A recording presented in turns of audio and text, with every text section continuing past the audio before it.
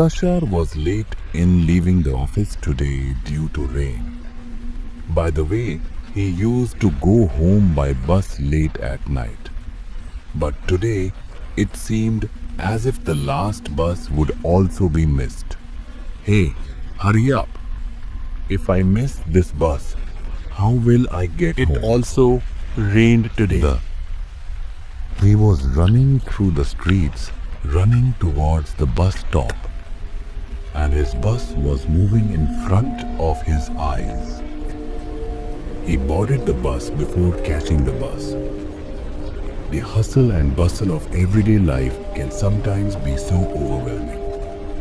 It was in moments like this that he understood it. After standing at the door, panting for a while, he sat down on the corner seat near his usual window. It was raining outside. Such a cool breeze in the rain, and raindrops were comforting his soul.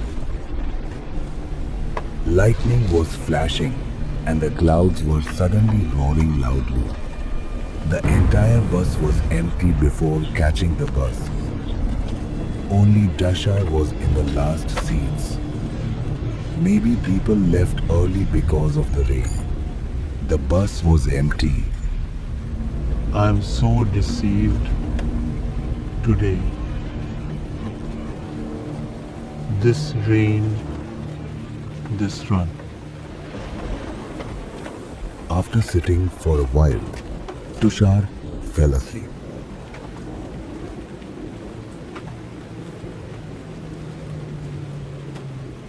Just 2 minutes later, he opened his eyes and saw that the bus was crowded with people. What is this? The bus was empty now. Where did so many people come from? Where did so many people suddenly climb from at one stop? This question seemed small to him in such a cold and such weather. Leave it now. Don't think too much.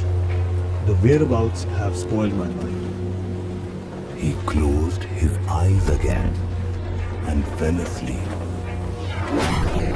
When he opened his eyes again during the journey, the bus was completely empty again.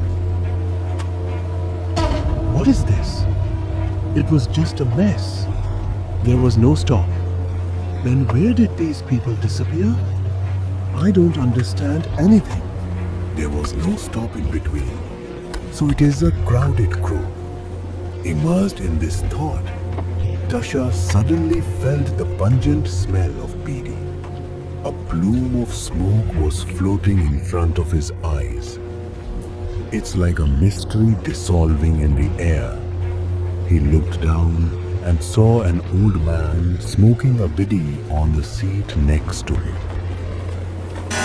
His face was full of iron, and his eyes were as if they were piercing the silence of the night. Oh, it was just full of people. Suddenly, they all disappeared. How can this be? 30 years on. For 30 years, I have been traveling on this bus every night. After midnight, no human climbs in this bus. I don't dare. Brother, how can you say with such certainty? It will just be the effect of rain and fatigue, nothing.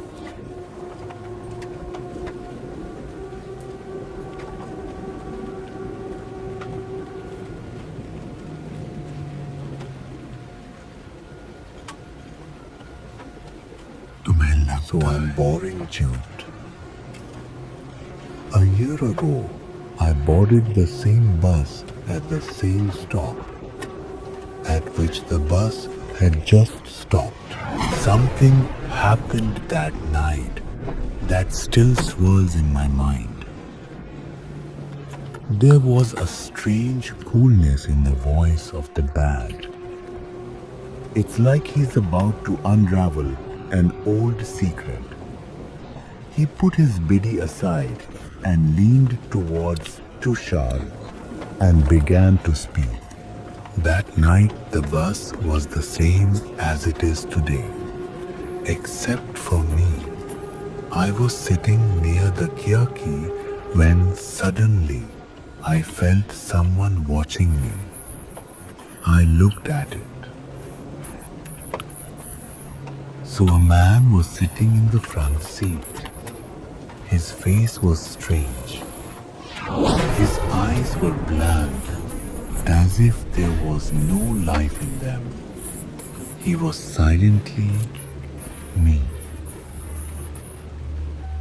I wanted to say something, but my voice stuck in my throat. Suddenly, he raised his finger to me and whispered, "You shouldn't be here."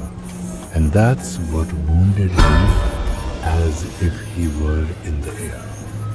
Oh, Baba, this seems to be an old story. Maybe you've had a dream. In sleep, it seems sometimes. Dream, son. He spent many nights awake after that moment. The man's voice still rings in my ears. And listen, it didn't stop that night, but it didn't stop. He disappeared. People say that there is something complacent in this bus after midnight, who is not human. Tashar took the old man's words lightly. His mind was fixed on the excitement caused by the cold and the It's rain. all nonsense. He said to himself. Old people keep making up such stories. Still, somewhere along the way, his words had aroused a strange uneasiness in Tushar's mind.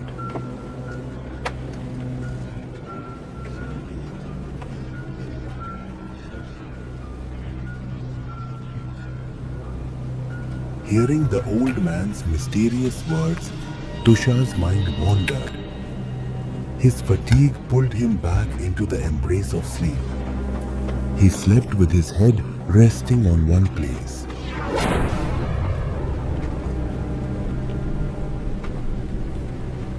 But exactly 5 minutes later, his eyes opened.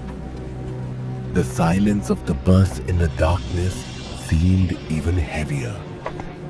She looked around and her heart sank. The old man wasn't there. What is this? It was just this, the smoke of the beedi. Where did its voice disappear? Something is wrong in this bus. Then Tushar's eyes fell on the front seat. There was a man sitting there, sitting at the newspaper. At 1 o'clock in the morning, someone was on the newspaper in this deserted bus. His face was hidden behind the newspaper, and he was reading it as if all the news of the world was contained in it. Tushar's breathing quickened. Bro, jab. Self. Tushar tried to look at the bar of Kyaki, but the raindrops and lightning made him more restless. She looked at the man again, and only then did she start to put the newspaper down.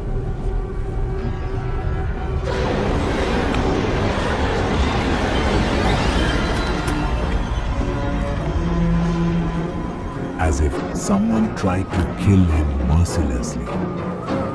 His eyes were empty, as if there was no soul left in them.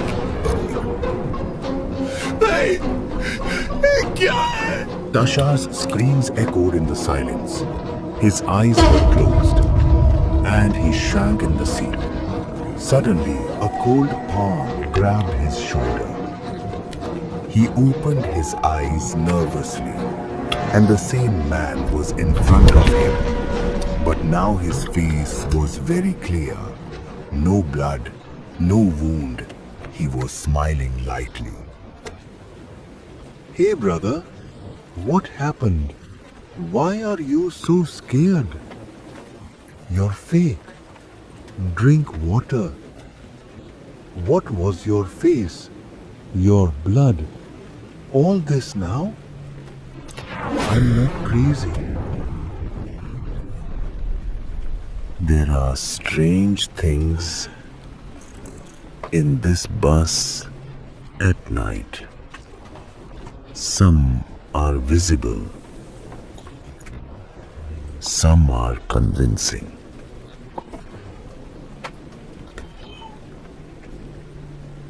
Don't stop here. His words were distant, but there was something in his voice that made Tusha's blood glow. He grabbed her water bottle with trembling hands and went to the door and hit water splatters on his face. After drinking 2 sips of water, he wiped his face with a handkerchief. He rolled in his seat. But as soon as he sat back in the seat, his heart sank. That man wasn't him. What is this? That's what it was just now, said. Just then, a voice came from the door of the bus. I'm here, by the door. Tusha saw the man standing at the door. Suddenly, the speed of the bus increased, and he jumped out of the moving bus.